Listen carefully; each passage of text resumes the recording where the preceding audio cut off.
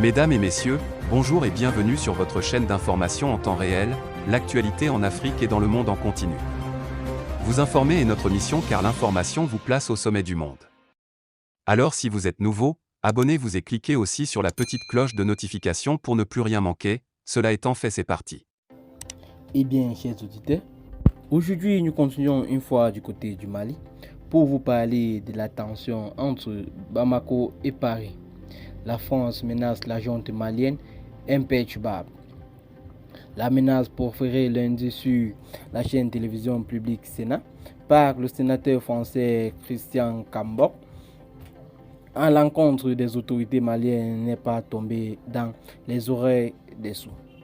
Bien au contraire, cette menace d'en découdre avec le colonel Assimi Goïta et son gouvernement est prise au sérieux, même si au fond, la menace ne semble pas perturber outre mesure les tenants actuels du pouvoir de Bamako.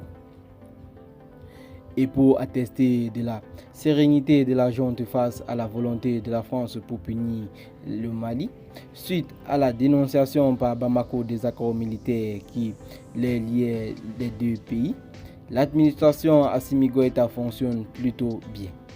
Si bien que le tribunal de Bamako en toute indépendance a convoqué au mois d'avril dernier le ministre français des Affaires étrangères Jean-Yves Le Drian et son fils Thomas Le Drian, tous les deux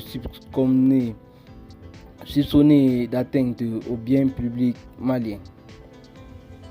Mais, plus rassurant, pour les locataires du palais de Kalouba, c'est que la Fédération de Russie, par la voix de son ministre des Affaires étrangères Sergueï Lavrov, a récemment mis en garde quiconque s'attaquerait à son partenaire, notamment le Mali.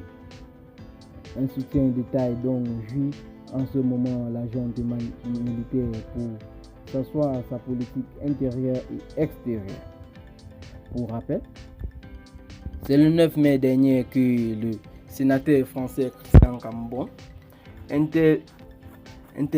intervenant sur la chaîne de télévision publique Sénat, a menacé ouvertement d'en découdre les autorités maliennes qui, selon lui, ont rompu de façon violente les accords de défense qui liaient à la France.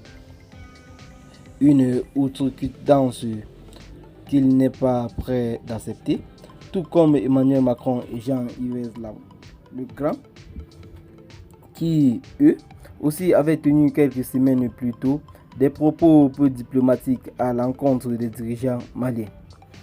On le voit, les brouilles entre Paris et Bamako sont loin de prendre fin. Eh bien, chers auditeurs, c'est ici que s'achève cette petite note d'information. Abonnez-vous à la chaîne. Partagez la vidéo avec vos amis si vous l'avez trouvé intéressant. Bye bye. À plus pour de nouvelles vidéos.